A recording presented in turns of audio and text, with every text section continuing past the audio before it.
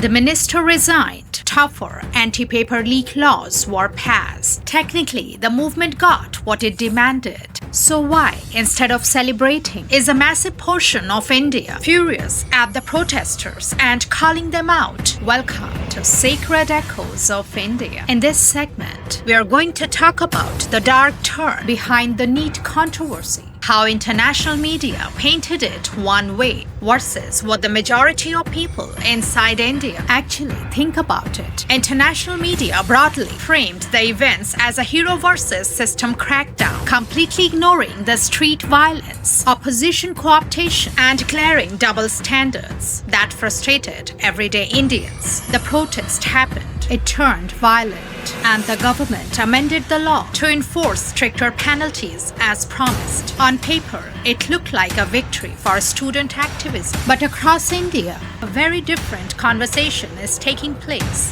one filled with skepticism and anger. Why are millions of citizens calling this the wrong way to protest? How did a movement for students turn into an open platform for opposition political parties? And perhaps the most troubling question of all, why were these protest leaders so loud when targeting the central government, yet completely silent on severe paper leaks in opposition-ruled states? Was this ever really about the students? Or was it anti-BJP political theater from the start? When the NEET controversy first emerged, the outrage was justified. Millions of students had their futures on hold. It began as an online outcry. Under the banner of the CJP quickly lost its original voice. Genuine student organizers quickly found themselves pushed to the background. The stage was soon taken over by leftist and opposition leaders. The turning point came when peaceful demonstration gave way to chaos. By late July, the crowd turned violent, leading to clashes. Reports surfaced of individuals using physical force, verbal abuse, and chemical sprays against law enforcement personnel. Police responded with tear gas and batons to disperse the crowds. This is where public sympathy began to shatter. Peaceful protest is a constitutional right, but when vandalism and violence dominate, maintaining the moral high ground becomes difficult. By allowing violent elements and party operatives to dictate the movement, the leaders ruined a noble cause, leaving citizens frustrated by the public disruption and questioning the motives behind it. Paper leaks and recruitment scams are not isolated to central examinations. Yet, where were these national protest leaders then? Why were there no marches, no demands for resignations, and no equally vocal campaigns against non-BJP governments? This selective silence exposed a glaring double standard.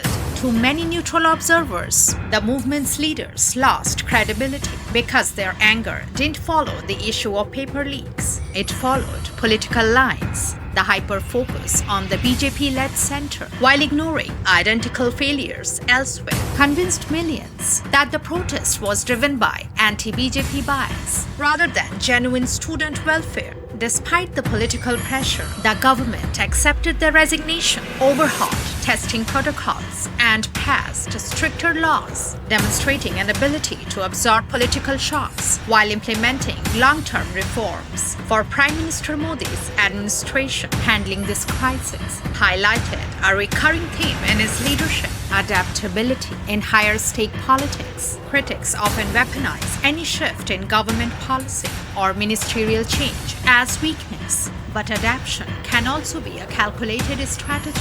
Effective governance requires separating real policy fixes from street-level political theater, addressing the root issue for millions of students while allowing the politically motivated noise to fade away.